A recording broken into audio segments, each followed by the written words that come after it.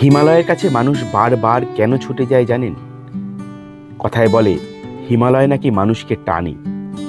একবার যে পাহাড়ে গিয়েছে বারবার সে ফিরে যাবেই পাহাড়ে। তাই আমিও আবার বেরিয়ে পড়েছি আর চলে এসেছি সিকিমে।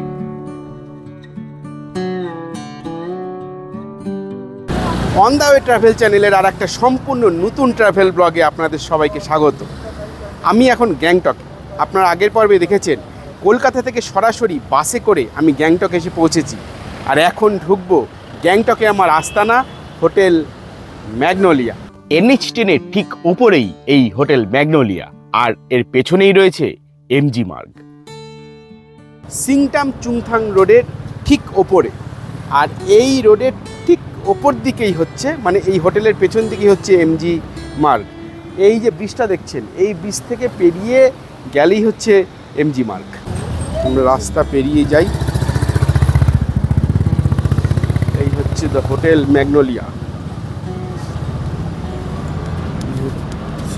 এন্ট্রি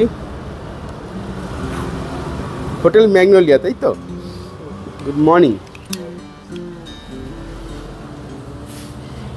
আপনারা বাসে আসুন, পার্সোনাল গাড়িতে আসুন, বা শিলিগুড়ি বা এনজিপি থেকে গাড়ি ভাড়া করেই আসুন, আপনাকে যেতে হবে এই NH10 ধরেই। আর এই NH10-এর ঠিক ওপরেই হচ্ছে এই হোটেল ম্যাগনোলিয়া। এবার আমি যে রুমটায় থাকবো সেই রুমটা আপনাদের ভালো করে দেখিয়ে দিই। এখানে 3 জন অনায়াসে থাকতে পারবে। এরকম একটা ডাবল বেড আর একটা সিঙ্গেল বেড রয়েছে, একটা ডাইনিং টেবিল রয়েছে, আর রয়েছে টিভি।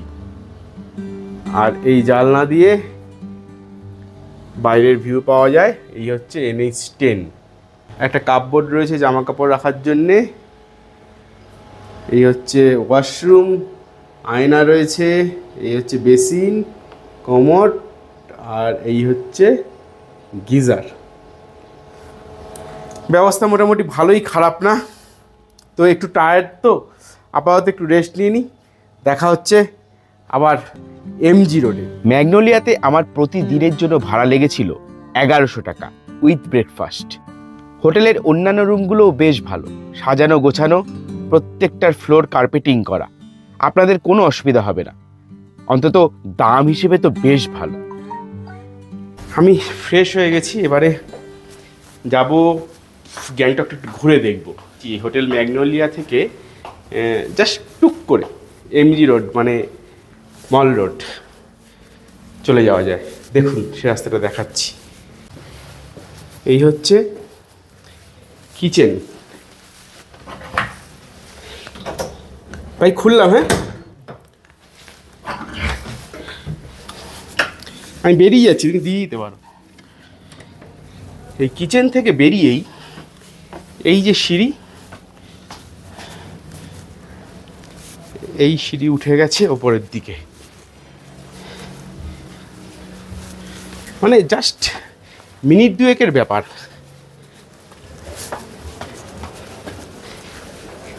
হোটেলটার পজিশনটাই এমন, একদিকে এমজি রোড আর একদিকে NH10। এই দেখুন, আমরা উঠে এসেছি গ্যাংটকের সেই বিখ্যাত এমজি মার্গে।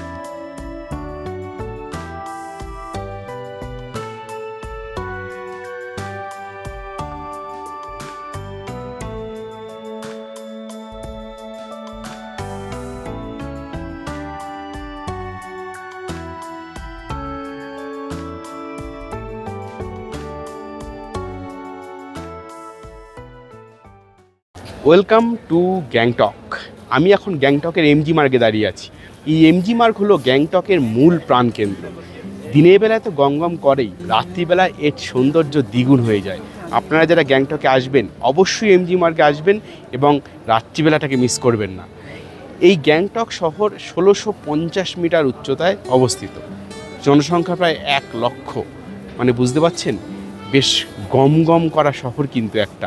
অনেক পুরনো রাজধানী এটা। 1947 সালে ভারত যখন স্বাধীন হয় তখন কিন্তু এই সিকিম ভারতের আন্ডারে আসে না।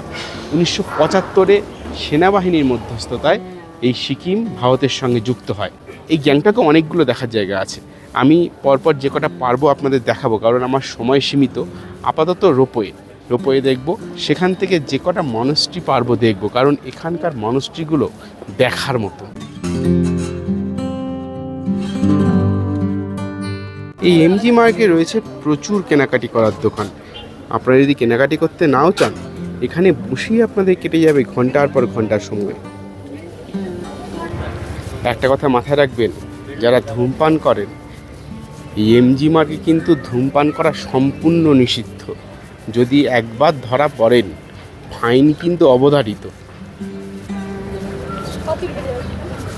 গ্যাংটকে এসে কিন্তু মানে আপনি যদি আর কোথাও নাও যান, শুধু এই এমজি মার্গে বসে বসেই কিন্তু আপনি প্রচুর সময় কাটিয়ে দিতে পারবেন। দুনিয়ার খাওয়ার দোকান রয়েছে, দুনিয়ার কেনাকাটির দোকান রয়েছে, আর রয়েছে অফুরন্ত সময় কাটানোর জন্য বসে থাকার হাজারো জায়গা। ফলে আপনারা এখানে ঘন্টার পর ঘন্টা যত খুশি বসে সময় কাটিয়ে দিতে পারবেন। আমি তো এখন রোপওয়ে দেখতে যাচ্ছি, তারপরে আশেপাশে দু একটা স্পট দেখব, দেখে আবার বিকেলবেলা এখানে আসবো। মানে এই রাতের ব্যাপারটা যে কীরকম হবে, মানে এটা ভেবেই বেশ এক্সাইটিং লাগছে, দারুণ দেখতে লাগবে। কিন্তু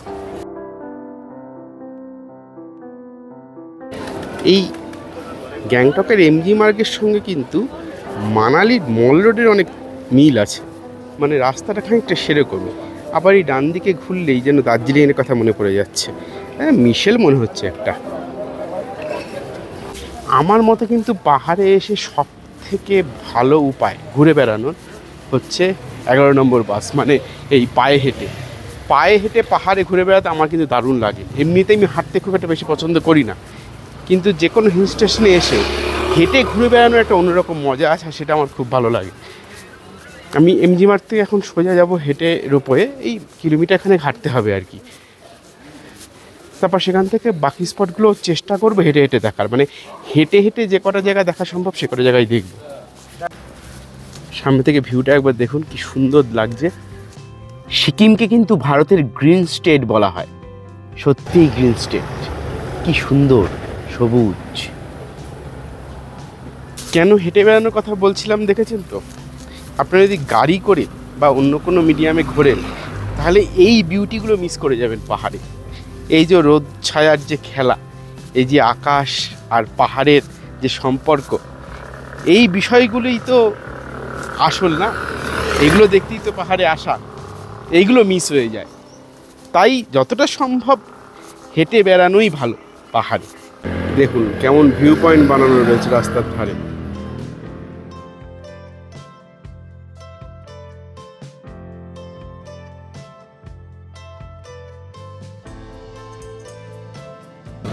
লোকাল লোকজন এখানে কথাবার্তা বলছে, আড্ডা মারছে, আর সামনে এই হলো ভিউ। দেখুন এইটা হচ্ছে গ্যাংটকের স্কাইওয়াক। এই স্কাইওয়াকের থেকে ঠিক উল্টো দিকে এই হচ্ছে রোপওয়ে যাওয়ার রাস্তা। এমজি মার্গ থেকে আপনি যদি হেঁটে আসেন, আমার লাগলো মিনিট 15-র মতন। 15 মিনিটে আপনারা হেঁটেই চলে আসতে পারবেন রোপওয়েতে। এখন বুঝতে পারছি এটা বন্ধ আছে না খোলা আছে। রোপওয়ে খোলা না বন্ধ? চলছে না, রোপওয়ে চলছে। যাই একটু দেখাই আপনাদের, মানে আমিও চড়বো, আপনারাও চড়বেন আমার সঙ্গে ছবিতে। চলুন, এই হচ্ছে গ্যাংটকের রোপওয়ে রাইড। এই সিঁড়ি দিয়ে ওপরে উঠতে হবে। ঘটনা হচ্ছে ফাঁকা রয়েছে, লোকজন তো নেই। उधर से ओ okay okay okay. Ticket counter কত कितना करके 153 পার পারসন। এটা কি up down? Up down, okay. আচ্ছা, আমি একটা ডিসিশন চেঞ্জ করলাম, মানে রোপওয়ের ঠিক পাশেই হচ্ছে নামগিয়াল ইনস্টিটিউট অফ টিবেটোলজি। এর ভেতরে একটা বুদ্ধিস্ট স্তূপা রয়েছে, আর এটা ইটসেলফ একটা ইনস্টিটিউট এবং একটা টিবেটিয়ান মিউজিয়াম। সিকিমের 11তম রাজা নামগিয়ালের নাম অনুসারে এই ইনস্টিটিউটের নাম করা হয় নামগিয়াল ইনস্টিটিউট অফ টিবেটোলজি। এখানে কিন্তু বুদ্ধিস্ট ফিলোসফির বিভিন্ন স্কলাররা এসে পড়াশোনা করে, এবং এটাকে খুব সুন্দর করে তৈরি করা, দেখার মতন একটা ইনস্টিটিউট এটা। চলুন আপনাদের দেখাই। এই রাস্তা দিয়ে সোজা গেলেই আর একটা মনস্ট্রি পড়বে, ডোডুল মনস্ট্রি, সেটাও দেখে নেব আমরা একবারে করে, তারপরে আমরা রোপওয়ে চড়ব। এই যে রাস্তাটা, এই রাস্তাটা চলে গেছে ডোডুল মনস্ট্রির দিকে, আর এইটা হচ্ছে নামগ্যাল ইনস্টিটিউট অফ টিবেটোলজি। এখানে টিকিট কাউন্টার, 25 টাকা করে টিকিট। চলুন একটু ভেতরটা দেখে আসি এবারে।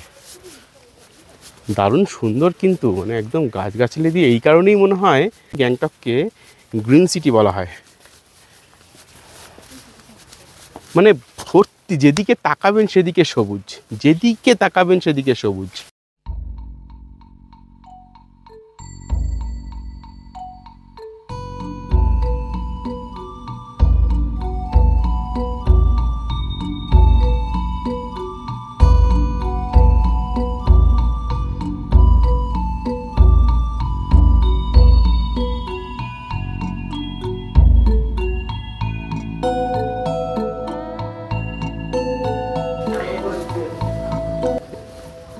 এই ইনস্টিটিউটের ফার্স্ট ফ্লোরে ওঠার রাস্তা এটা।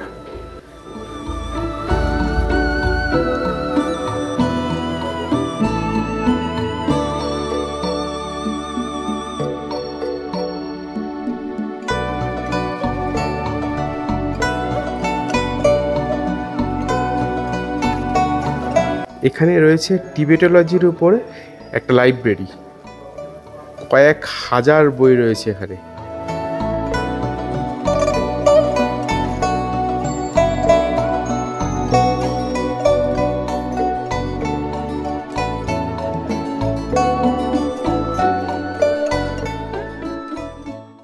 চারটে স্কুল অফ বুদ্ধিজম, নিয়াংমা, কাগিউ, শাক্য, গেলুগ, এই চারটে বুদ্ধিজম স্কুলিংয়ের অসংখ্য পুঁথি, অসংখ্য বই, অসংখ্য নথি এখানে রয়েছে। তার সঙ্গে রয়েছে টিবেটিয়ান অ্যাস্ট্রোলজি, টিবেটিয়ান সায়েন্স এবং আরও হাজারো রকম সাবজেক্টের উপর অসংখ্য পুরনো পুঁথি, অসংখ্য নথি এবং বই। আপনারা যদি গ্যাংটকে আসেন, যারা আসবেন তারা অবশ্যই এই টিবেটিয়ান ইনস্টিটিউটের লাইব্রেরিটি দেখবেন, এটা অবশ্য দ্রষ্টব্য। অসংখ্য পুরনো পুঁথির চোখের সামনে দেখতে পাবেন।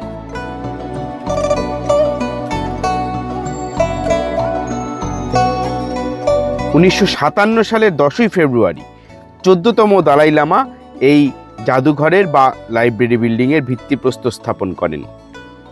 আর ঠিক তার পরের বছর 1958 সালে ভারতের তৎকালীন প্রধানমন্ত্রী পণ্ডিত জওহরলাল নেহেরু এই সিকিম রিসার্চ ইনস্টিটিউট অফ টিবেটোলজির উদ্বোধন করেন।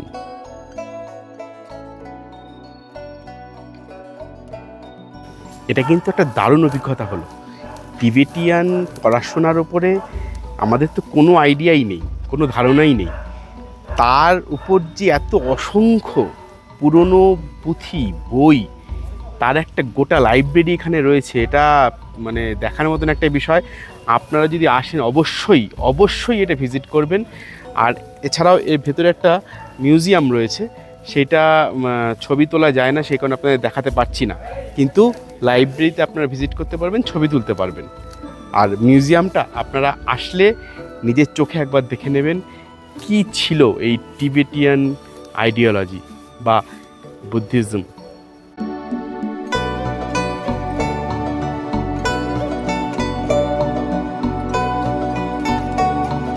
টিবেটিয়ান ইনস্টিটিউট দেখা হয়ে গেছে, এবার আমরা ডোডুল চোট্টেন দেখতে যাব। এটা অ্যাকচুয়ালি একটা স্তূপা, বুদ্ধিস্ট স্তূপা। গ্যাংটকের যতগুলো মনস্ট্রি বা স্তূপা আছে তার মধ্যে সব থেকে অন্যতম এই ডোডুল চোট্টেন। চলুন গিয়ে বাকিটা বলছি। এটায় ওঠার জন্য আপনাদের বেশ কয়েকটা সিঁড়ি ভাঙতে হবে, পাশে রাস্তা আছে, রাস্তা দিয়ে উঠতে পারেন। বিশাল কিন্তু স্তূপাটা, এবং এর মাথাটা সোনার, ওই যে গোল অংশটা দেখা যাচ্ছে ওটা সোনার। সিঁড়ি খুব একটা বেশি খাড়া নয়, একটু থেমে থেমে উঠলে পৌঁছে যাবেন।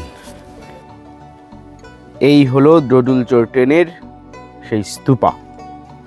এর চূড়াটা সোনার, চারদিকে এরকম 108টা প্রার্থনার চাকা দিয়ে ঘেরা রয়েছে। গ্যাংটকের সব থেকে উল্লেখযোগ্য হলো এই ডোডুল চোট্টেন। এই স্তূপাটি 1945 সালে টিবেটিয়ান আইডিওলজির নিংমা ধারার প্রধান টুলসিক রিংপোচে তৈরি করেছিলেন। সেই থেকে দাঁড়িয়ে আছে এই ডোডুল চোরটেন।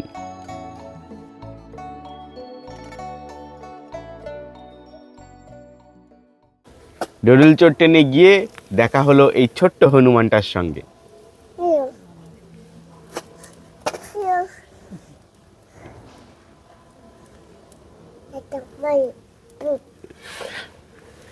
ওর এটা একটা অদ্ভুত লাগছে দেখে, আসলে বোঝার চেষ্টা করছে ব্যাপারটা কি কি হচ্ছে। এটা বাংলা শিখে যাবে মনে হচ্ছে।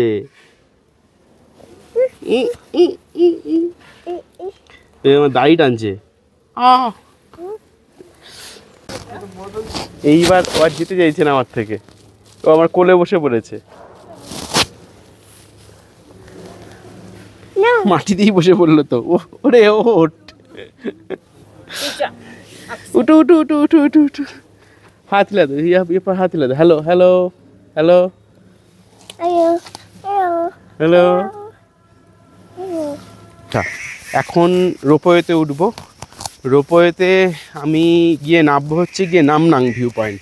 মানে এখান থেকে রোপওয়ে নামনাং ভিউ পয়েন্টেই নিয়ে যায়।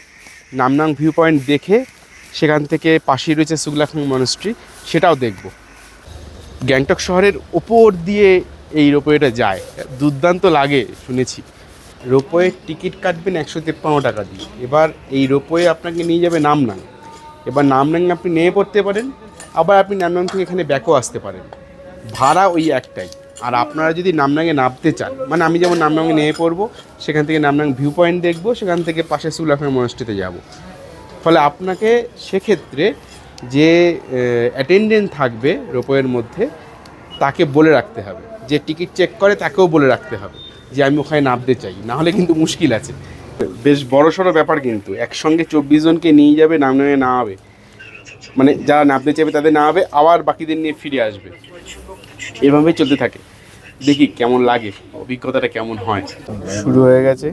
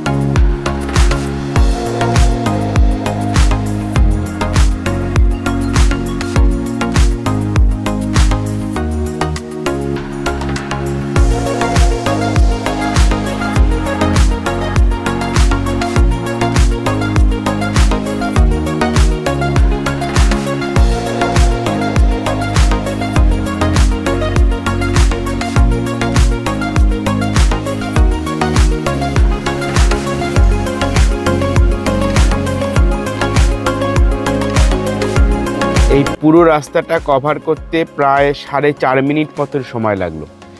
আপনারা এই গ্যাংটকে এলে এই রোপওয়েতে অবশ্যই চড়বেন, অবশ্যই। একটা অসাধারণ অভিজ্ঞতা হলো, দারুণ, অনবদ্য, এর কোনো তুলনা নেই। পুরো শহরের ওপর দিয়ে এই রোপওয়ে চলে যাওয়া অসম। রোপওয়ে এসে আমাদের কয়েকজনকে নামিয়ে দিল এই নামনামে। এবার আমি এখান থেকে নামনাম ভিউ পয়েন্ট দেখতে যাব। তবে এই রোপওয়ের কথা কিন্তু আমার অনেক দিন মনে থাকবে।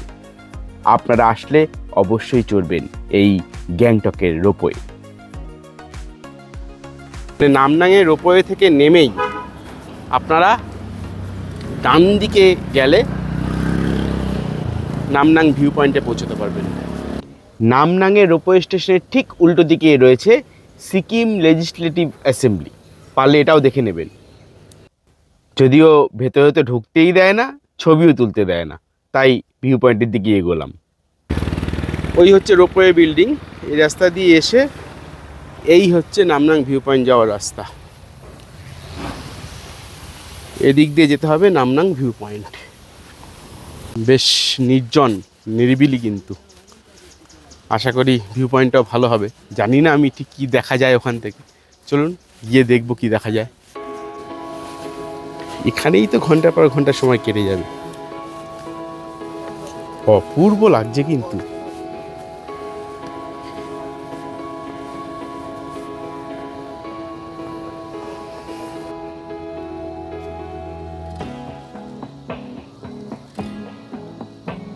নামমাম ভিউ পয়েন্ট থেকে বেরিয়ে শুক্লাখাং মনেস্ট্রির দিকে যাচ্ছিলাম, আর হঠাৎ চোখে পড়লো কাঞ্চনজঙ্ঘা। দাঁড়ান দেখাচ্ছি, কি বিশাল লাগছে। আর বিকেলের আলোয় না আরও সুন্দর দেখতে লাগছে, অপূর্ব লাগছে। একটু মেঘে ঢাকে আছে, দেখুন।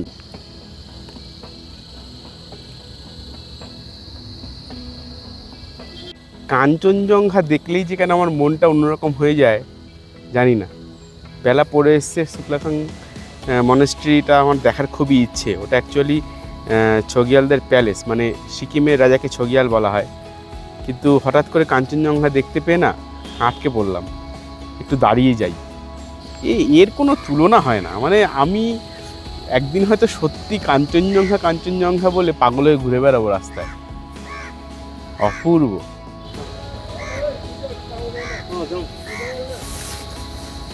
দারুণ লাগছে কিন্তু, বেশ লাগছে। দেখুন রাস্তাটা কত সুন্দর, কি সুন্দর সিঁড়ি বানানো, ফুটপাথটা। প্রায় এসে গেছি সুখলাং প্যালেস অ্যান্ড মনেস্ট্রি। এই সুখলাংয়ের শুরুতে কিন্তু টি আছে, আর এটা হচ্ছে সেক্রেটারিয়েট বিল্ডিং সিকিম গভর্নমেন্টের, আর এর ঠিক সামনেই হচ্ছে সুখলাং মনেস্ট্রি। আমি এই দিক দিয়ে এলাম, আর উঠতে হবে এই বাদিকে রাস্তাটা ধরে। বিকেল 5টার সময় কিন্তু এই মনেস্ট্রির গেট বন্ধ হয়ে যায়, আর ঢোকা যায় না। দারুণ সুন্দর গেটটা কিন্তু।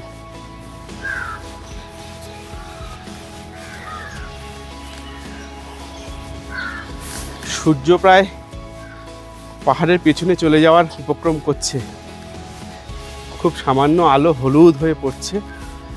দেখা যাক কত তাড়াতাড়ি দেখাটা শেষ করতে পারি।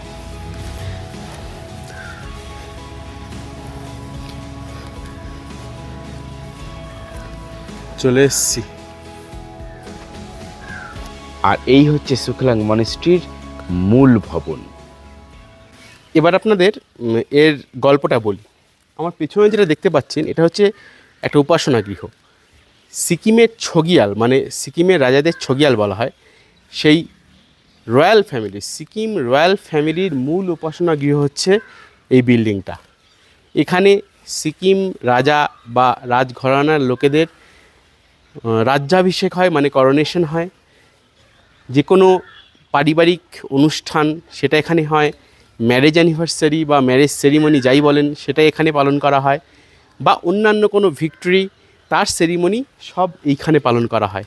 এটা হচ্ছে সিকিম রয়্যাল ফ্যামিলির প্যালেসের একটা পার্ট, যেখানে মূলত সিকিম রয়্যাল ফ্যামিলি উপাসনা করে থাকে।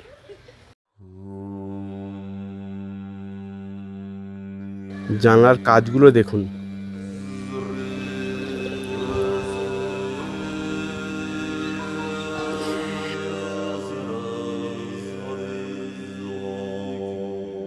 আর এই হচ্ছে মেইন এন্ট্রান্স।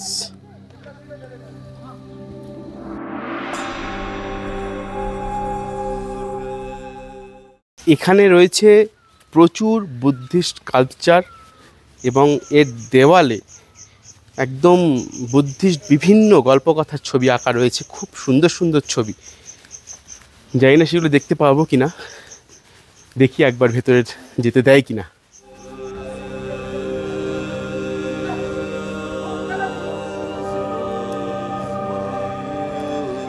যা ভেবেছিলাম ঠিক তাই, এর ভেতরে ঢোকা গেল ছবি তোলা যাবে না, ফলে আপনাদের দেখাতে পারবো না। আমি নিজেই দেখে আসি।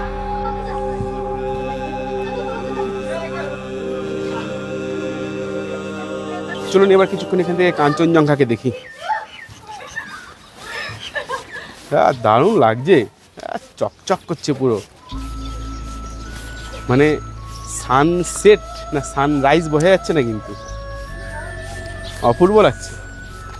এই শুক্লাখাং থেকে সানসেট এবং সানরাইজ দুটোই কিন্তু খুব ভালো দেখা যায়। সিকিমের পর্যটন মানচিত্রে এই সুকলাখাং মনেস্ট্রির গুরুত্ব অনেকখানি, তাই আপনারা পারলে অবশ্যই আসবেন এই সুকলাখাং মনেস্ট্রি বা প্যালেস দেখতে। এখানে রয়েছে ফুটবল খেলার মাঠ, লামারা এখানে ফুটবল খেলে। আর এই মাঠের পাশেই এই পুরো প্যালেসের অংশটা। লামারা ঘুরে বেড়াচ্ছে, দারুণ সুন্দর করে সাজানো বাগান, আর তার পাশে এরকম একটা উপাসনা গৃহ। অনুভূতিটা বেশ ভালো। গ্যাংটকে আমার প্রথম দিন কিন্তু বেশ দারুণ কাটলো। অনেকগুলো জায়গা দেখলাম যে জায়গাগুলো সাধারণ পাবলিক বা সাধারণ টুরিস্ট দেখে না।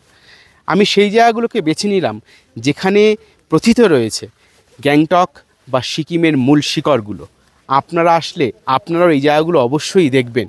কোনো জায়গায় আসলে সেই জায়গার মূল বিষয়, মূল শিকড়গুলোকে তো অবশ্যই জানতে হয়, তাই এই জায়গাগুলো একদম মিস করবেন না। আজকের পর্ব এত পর্যন্তই, দেখা হবে পরের পর্বে নাথুলা পাসে। ততদিন ভালো থাকবেন আর ঘুরতে থাকুন প্রাণ ভরে।